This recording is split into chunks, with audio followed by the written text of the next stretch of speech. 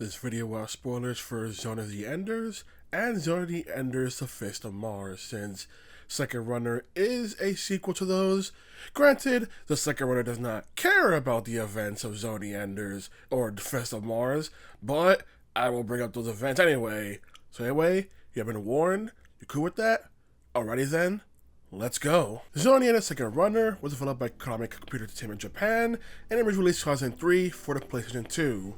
With its main things being the fact that it got a new director, Shuya Murata, who the whole idea was to essentially provide a new direction after the first two entries, and you can tell with how different a Second Runner is from those entries in many ways. It's also designed to address all the criticisms from the first Zone of the Enders, but also presents its own problems in the process. Nowadays, Second Runner is the only entry you can purchase, being on PlayStation 4 and also on Steam. It was also part of the HD Collection, which did not turn out well, but because HD Collection getting updated, only the Second Runner got updated by Hexadrive. They did not update the first entry in the HD Collection that also had issues, so once again, you can feel the distinct bias towards only the Second Runner. This also generally being the only entry people play if they have played Zone of the Enders before. So clearly a lot is put into this entry specifically when it comes to how Zone of the Enders is viewed. Our main premise is that set after 2 years from the first game, we now follow a new main character, Dingo. And while Dingo's doing a mining job on Callisto for Metatron,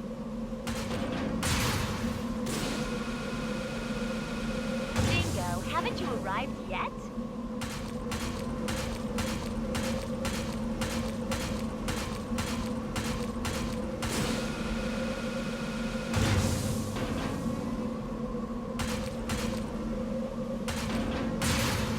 Don't push the left so hard.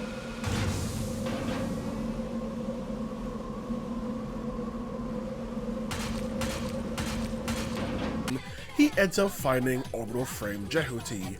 And with good timing, because BAHRAM ends up attacking Callisto, also in search of Orbital Frame Jehuty.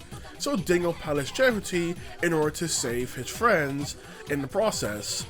But after doing so, it is revealed that Dingo was actually a former member of BAHRAM, with the leader, Noman, wishing Dingo to actually come back to BAHRAM to fulfill their mission of essentially granting Mars people superiority over Earthlings. Dingo refuses, believing that he cannot be swayed by Noman's sweet words this time, only for Noman to shoot and try to kill him, with Noman's assistant, Ken, being tasked with eliminating Dingo. Instead, it is revealed that Ken is part of the Space Force, saves Dingo's life by hiding him for 2 months, and attaches his lungs and heart processes to Orbital Frame Jehuty, meaning he cannot leave the orbital frame or his heart and lungs will cease to function. Sit down, it's too dangerous.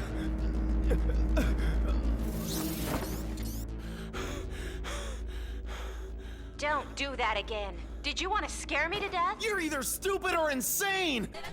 Now being stuck within Jehuty, Dingo is now tasked by Ken and by proxy Space Force to help stop BAHRAM's plan to dominate all of space. There are also returning characters from the first game, such as Ada, still being the AI for Jehuty, but has way less of a speaking role, being mostly resigned to giving Dingo comment information when it comes to actually commenting on stuff itself.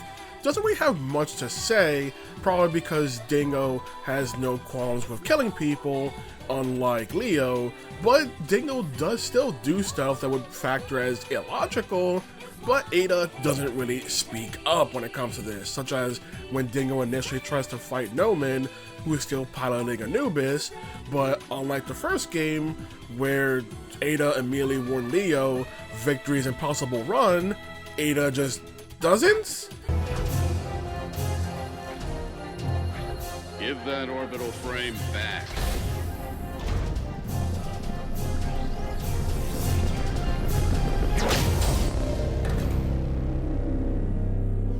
Who's the runner? Jehuty is resonant with that frame. Ada, where did it come from? Radar didn't catch it. In our present condition, you cannot defeat Anubis. Recommend you fly away. Anubis, you said? You know it? Ada! That frame is another Jehuty. You two are not destined to meet yet. You also have a returning Leo from the first game, now piloting the LAV, the Vic Viper.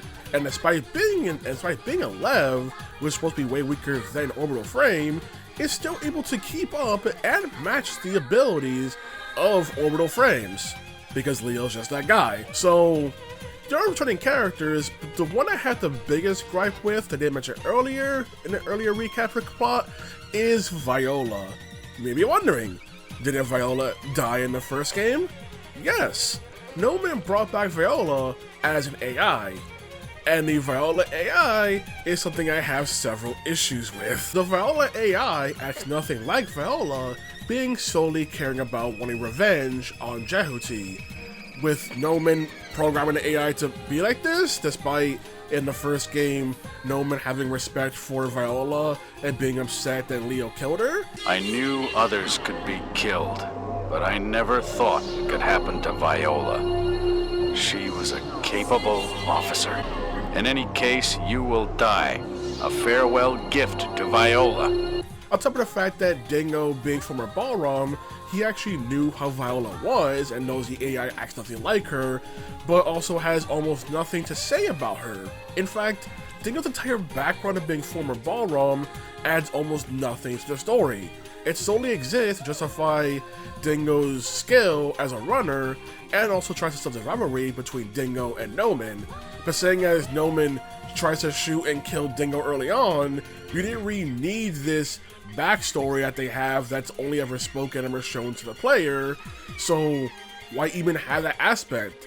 Leo was not a runner in the first game, and he was still a very competent runner, so you didn't need this background of this former military soldier now wanting revenge on this dude who betrayed him one time. Like, just feels so unnecessary, but it's there because people didn't like Leo being a reluctant hero, so they wanted someone who was already more used to killing people and wouldn't have any qualms. But in the process, think about how his background would affect other aspects of the story. Ada having less of a speaking role when it comes to the main narrative also means that Ada takes their sweet time before telling Leo not to keep attacking Orbital Frame Jehuty, and that the piloted side is not one from BAHRAM. Even though that's technically true, he was from a BAHRAM, but that's beside the point.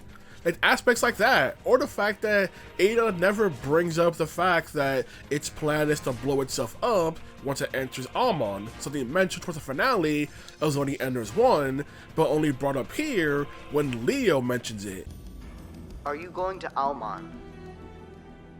Ada, please answer my question. You're going to Aumaan, aren't you? So what if I am? Do you know that Ada intends to self-destruct Jehuty on Aumaan? Are you sure? It is true. Wait a second! What's going on? Whose order is that? It's a command which arose from the basis of a program. The basis of a program? Are you kidding me? Who would allow such a thing? Hey, Ada, I won't allow you to do that! You're worried as if it concerns you. Well, it does! This is the meaning of the existence bestowed upon me. Are you stupid? How can you throw away your life for no reason? Please select emergency escape. What do you mean? After detaching the cockpit, I will blow up Jehuty. No! I do not understand. What do you mean by no? Just shut up. Let me think. There must be something we can do. What you are doing is a contradiction. You say you want to protect people. Are your life and your passengers' lives not also to be protected? Shut up! No means no. There is something that I must remind you. I must eject the cockpit next time. Do not repeat what you did last time. What? Yes. I am a mere program. A lifeless program. What you did to save me was very illogical. That's not true. It's weird because Ada specifically was going to sacrifice itself to save Leo because the runner's more important. But if Ada blows itself up, then Dingo dies in the process, so you think Ada would bring up its mission is to destroy Aumaan by self-destructing and by proxy killing Dingo. But it's just weird things, inconsistencies from the first game that just bug the hell out of me. I know I mentioned earlier that the second runner does not care about the events of the first game or the Fist of Mars, but it's so weird. Also weird is Dingo himself. Early on, they set him up as a man who cares deeply about his friends, those he's going to protect, where he uses orbital frame Jehuty in order to protect his friends on the mining job from BAHRAM, even telling BAHRAM to go piss off by telling Noman to just leave Callisto alone because he just wants to beat his mining job in peace. But after finding out it's been 2 months later, he doesn't really do anything to find out what happened to his friends, and there's a point where Ken tasks him with trying to save this person named Tapir, who has an important item they need to fight BAHRAM, but Dingo refuses and is fine with letting Tapir possibly die and has to be threatened to help Tapir, which is just weird. I received a rescue signal. Ignore it. Connected. Vector cannon? Please help Tapir, Dingo. We need to get it. I don't know. I can order Ada to stop feeding energy to you. You'll what? Ada? Damn. Okay, I'll do it. Tapir, I'm coming to help you. Don't move from where you are. But then when Leo has Ada bring up its plans to blow itself up, suddenly Dingo gets mad about waste of life and how Ada shouldn't be thinking about blowing itself up. I initially thought it was going to be about him being upset that he's going to die if Ada fulfills her mission, but no, he's more upset that Ada just plans to self-destruct, akin to Leo, but he doesn't have any of the actual reason to care like Leo did in the first game as well, because he's kind of flip-flopping when it comes to wanting to save life, so it's just weird. Also weird is Noman. Yeah, we barely know anything about Noman from the first game, he had a very little screen time, but when it came to that, we know that BAHRAM's goal was essentially Mars supremacy over the galaxy and to eliminate any Earthlings. That's what we know about it, with the Fist of Mars going further, having some people from BAHRAM even decide to eliminate even Martians who lived like Earthlings, showing how crazy they are eliminating any presence of Earth. And in this game, in the 2 years, BAHRAM has effectively nearly destroyed the Space Force and caused so much damage to Mars in the process, and effectively have won, but Noman's goal has nothing to do with the actual goals of BAHRAM for reasons the game has, and honestly his end goal is just uninteresting compared to the events of the first game or Fist of Mars, and Noman's just a blank character as a result. Like, he's so different that I can't even sure I can even call him the same Noman as he was from the first game. With the Viola AI, the difference in plan, the end goal, and everything, the whole entire constantly betraying his people, like, who is this man? I know that one of the things they want to change from the first 2 games was the fact that they were way more bleak and depressing in how they depicted this whole entire war between Mars and Earth.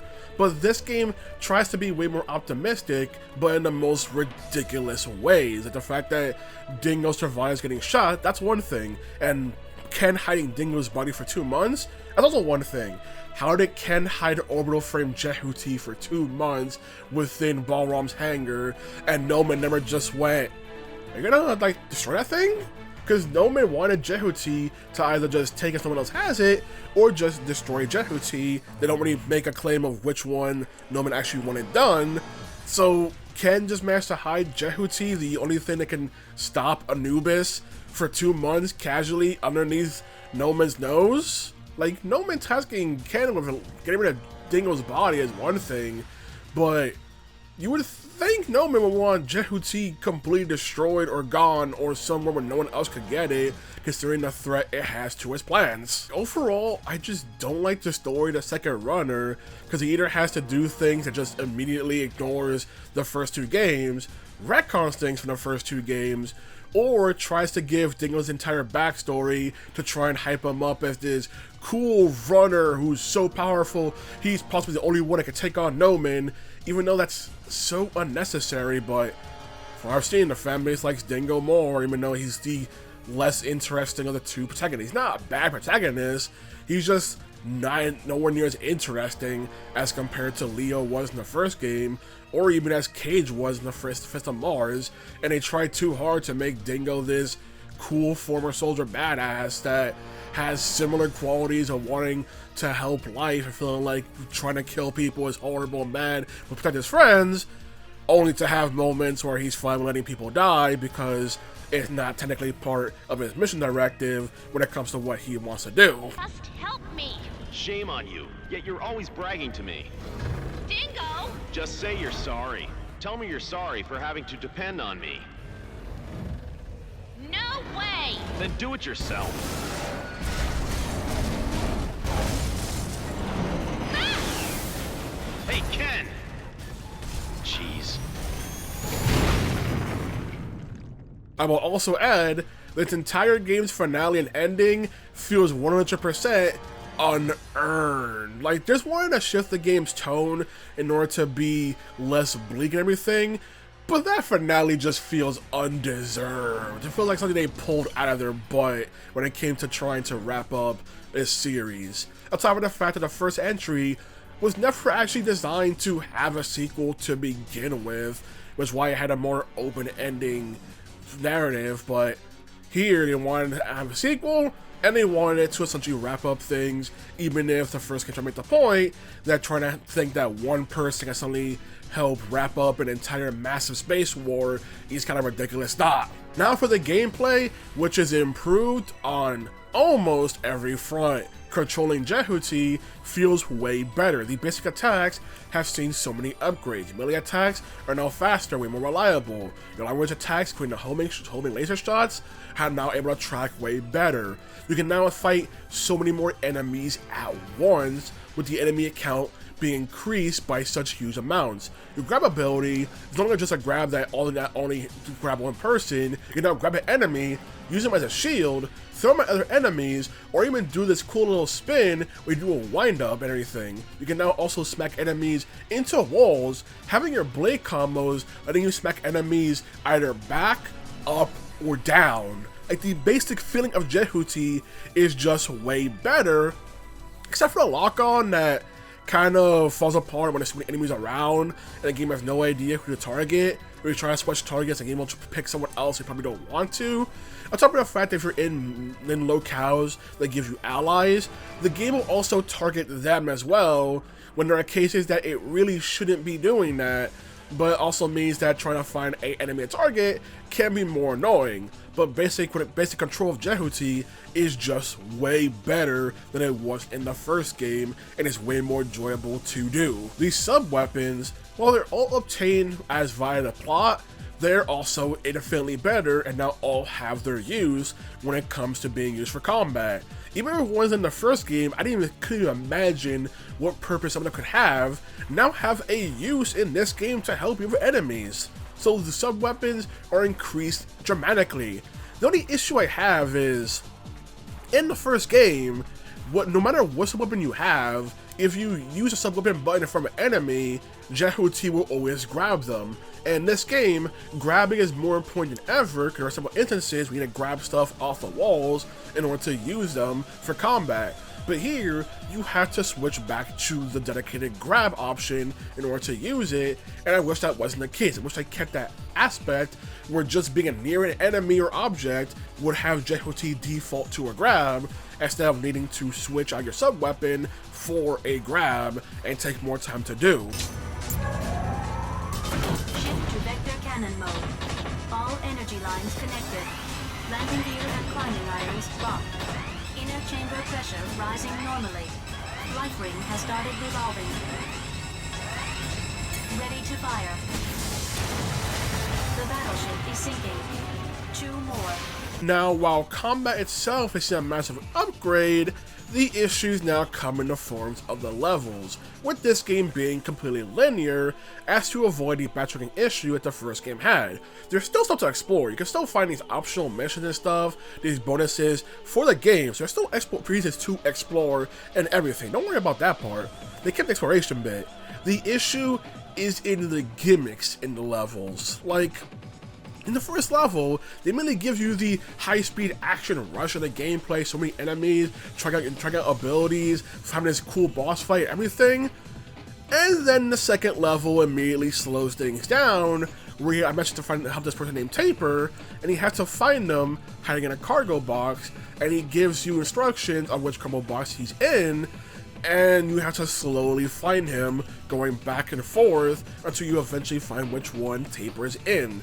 You then also have to escort him out since he can't fight in his lev, meaning it's now also an escort mission and a defense mission as well. You can heal him, but it's one of those things that highlights the weird design where despite high-speed action being the name of the game will also constantly slow things down for some reason. The most infamous level when it comes to the weird, slower level design is the minefield, where the player must listen to Ken's directions perfectly in order to avoid flying into a mine and taking massive damage. The problem is, not only is it slow, not only does dying mean having to go back to a previous checkpoint, everything, it's also the fact that sometimes Ken's instructions can be wrong and you end up flying into a mine anyway, making this segment even more annoying. It goes on for too long. It's not a long level, it's not a long level by far. It's the fact that Ken's instructions are so specific that you keep constantly having to make micro adjustments in where Jehuty is pointing in order to actually make progress over and over, and dying means going back and having to make those adjustments all over again. And it's just the weirdest example of, despite the high-speed action, this game also constantly wants to slow things down when it comes to the actual level design. To your right. Right, a little bit more. Right, a little bit more. Right, a little bit more. Good, move forward.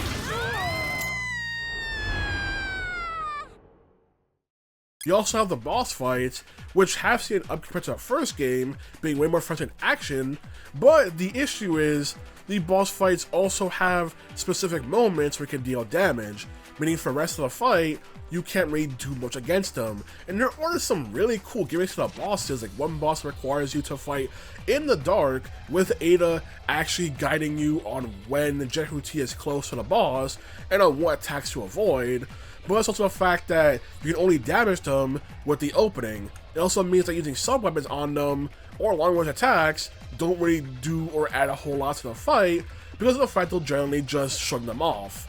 So it's all about using your blade, which is kind of opposite the first game's problem where only using your long-range weapons or anything that are easy to use, but every boss died as fast as Jehuty. Here, boss can just take a while, and when they constantly go into a state where they take no damage, it just makes it super annoying to even fight them as a result, despite how cool the setups they have for the fights are, and the cool gimmicks. But then the fight just drags on top of the fact that you're just waiting for your one moment to actually strike, and it just feels weird. Once again, high-speed action. Every enemy you fight in the game, you're able to make your own opening, try to make your own goal, or work around what enemies are doing. Boss fights, you need to wait for your one opening to actually strike, and when you're striking them, you'll be doing the same thing over and over. The final boss in question being an infamous case of this, where you only have one actual strategy for the fight, and some people go back and forth when that boss fight is amazing, cool, dramatic, cinematic, or if that fight is just kind of bleh and annoying and they wish there was actually more to it than what the writers are clearly trying to go for, trying to make this seem more dramatic. There are also replay value, such as replaying the game with different forms of Jehuty that you obtain. There's the versus mode that returns to the first game as well. You also have the extra missions, like I said, you can look out for in the main game in order to have these new missions you can play as different forms of Jehuty, including stuff like boss rush and stuff like that. So there is plenty of stuff to do for the side mode. And if you input a Konami code while fighting off against Leo and the Vic Viper,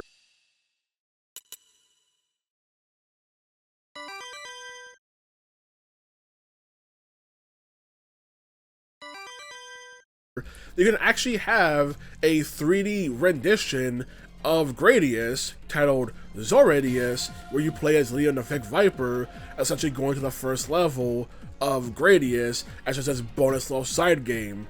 So there's some simple stuff you can do in the game, although may not make up for the fact that the second runner is still a rather short title as well, just like the first game. It's longer than the first game, probably because the levels are slower and take more time to do, but it is still a relatively short action game as well. Another gripe I have is the fact that, just like in the first game, you can't pause cutscenes. This wouldn't be an issue if it wasn't for the fact that in the first game, the cutscenes were generally short. Here, the cutscenes are long because the characters need to exposit so much information. It's a constant tell the player how much stuff is going on and has changed in the world in the 2 years between the two games.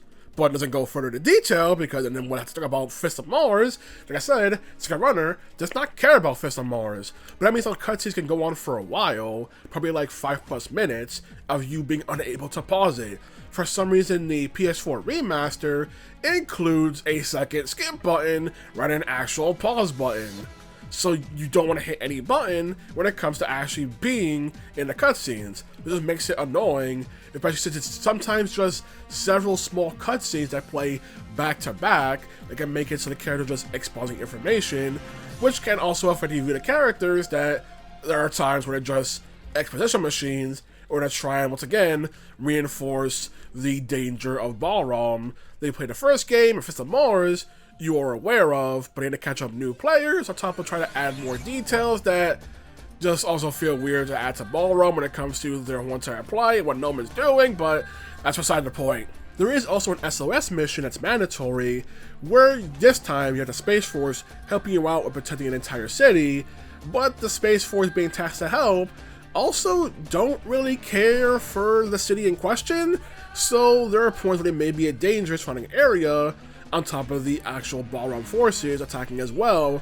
So they do give you things to try and prevent the Space Force from also causing damage if you feel like they're doing too much. So do think about that aspect, but it's one of those things where they bring back the SOS mission, but only this one instance. There's only one ending is only the end of Second Runner, so don't feel like failing or doing badly means that you'll suddenly get a bad ending. No, it's just they wanted to include an SOS mission like in the first game, but here it's also handled just differently, where now even your allies are potentially a threat to the city itself. You also have this one large-scale war mission that is a giant mess, because what you're supposed to do is not only destroy BAHRAM forces, you're also supposed to be protecting the Space Force forces.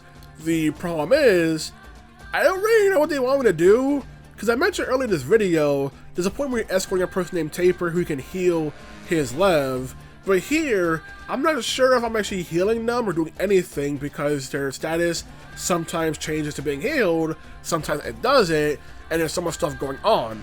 I also mentioned the lockup being an issue because you'll target allies on top of enemies, and here's the biggest mess because there's so many enemies, so many allies, at the lockup will start picking any random thing, so you may start attacking an ally, where you're supposed to be attacking the enemies, and it turns into a giant mess, or you want to attack an enemy, but instead picks an ally, or you want to heal an ally, but picks the enemy instead, and this lockup becomes a giant mess, and that's one particular level that feels not fully thought out. My last gameplay-related gripe is also the Viola AI, as you must fight the thing multiple times, but the strategy doesn't really change because the AI fights the exact same way, except just the circumstances of how Dingo can pull off the same maneuver multiple times with different aspects for the environment.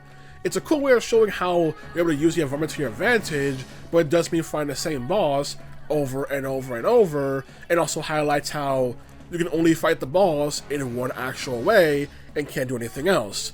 There is a point where to also then delete the Viola AI, and the boss fighting question for this is the worst boss fight in the entire game, because what you're meant to do is knock the orbital frame off balance so you can then delete the AI. The problem is, what the game device knock off balance is once again very specific. You need to specifically counter the physical attacks. But if you counter too well, then you'll just be attacking the orbital frame, and that's the bad thing. So you need to go as slow as possible with matching the exact rhythm of the orbital frame attacking you in order to knock it off balance. Even though by game's logic, anything I do is to knock it off balance.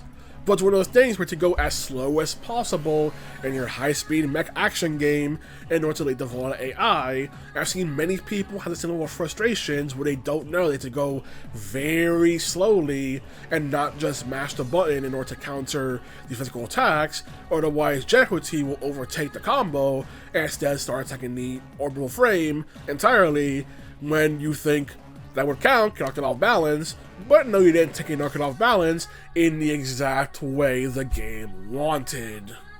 However, an entire clip, I just completely shredded the orbital frame's entire HP because of how easy it is to just accidentally kill the target. I also have to gripe now when it comes to the game's text, specifically the fact that on the PS2 version of the game, the top and bottom parts of the screen are completely black, which is where subtitles would go. Granted, there will be subtitles during missions that would be hard to see, especially in the first level that's very snow-based, but that's where the subtitle text will generally go when it came to that on the PS2 version. Because it's the remaster and the full screen is not actually being used, now the text will just be at the bottom at all times, including points where it's just near impossible to see against the background because there's no actual window for it anymore, since the PS2 version technically had a makeshift window with the top and bottom of the screen being black.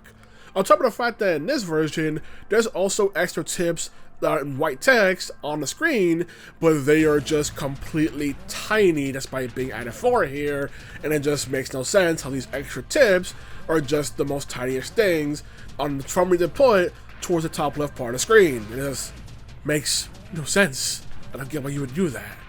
Just weird decisions that part of it is because of the remaster to more HD resolution, part of it is just baffling design choice. Overall, I still like Zoradius and the Second Runner, but it's just the fact that the story focusing more on action than the actual philosophy or something going on is just way less interesting, on top of the retcons it needs to do in order to even justify it, or the pointlessness of some aspects in order to even try to justify trying to add more action than the actual stuff going on. The entire finale feels completely unearned, and for something that's just designed to quickly wrap things up, as opposed to the first game that had a more open ending, but also wasn't designed for a sequel.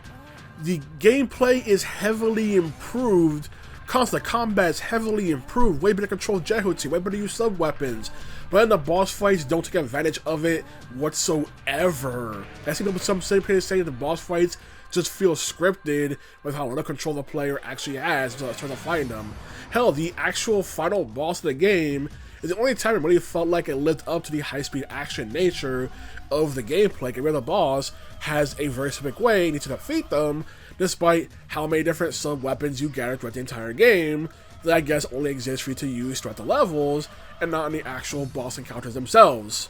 The level design contradicts the high-speed action by constantly trying to slow things down, as opposed to take advantage of the game's high-speed nature. So there's that one entire aspect. So it's just weird how they made many improvements to how Jehuty feels, but then try and undo how good it feels to use Jehuty by slowing things down. Like, it's just a weird design choice. So Dingo is a less interesting character than Leo, because Dingo just doesn't really have much to add, and I guess people like it because he's more to the action and isn't quote-unquote whiny like Leo, but like, he also doesn't have much to add himself what's going on, despite being former BAHRAM, that you think you'll take advantage of to have him fight against people he knew in BAHRAM. And there is like one instance of that, but once again, they don't do much with it. So it's weird the opportunity of fleshing out BAHRAM better with Dingo being his new protagonist, with Dingo going against his former comrades, but nope, they don't really do anything with that despite the potential of it. Ada plays more of a backseat role compared to the first game, since Ada doesn't really call out Dingo as being illogical. Ada is still sassy at points towards Dingo like she was with Leo. Ada, please look after him. If I have to. But that's about it. She's mostly there just to have more combat information being done to Dingo, and it is interesting that they do have points where Dingo and Ada do have to cope with strategies for some of the boss fights as well in order to help Dingo fight them. So I do like that aspect, and something that wasn't really done with the first game because of boss battles, aside from Ada warning Leo not to pursue Anubis. But aside from that, not really much else, despite how pivotal it is, the aspect of, oh, Ada plans to self-destruct once they reach Aumaan. So, So overall, I still like Zoradius Second Runner, but I'm not sure I can particularly say it's the best entry anymore, because its faults kind of end up lining up more with some of the more faults of the first game as well. Once we got some Zoradius Second Runner, still a good game. All I gotta say, alright, good day.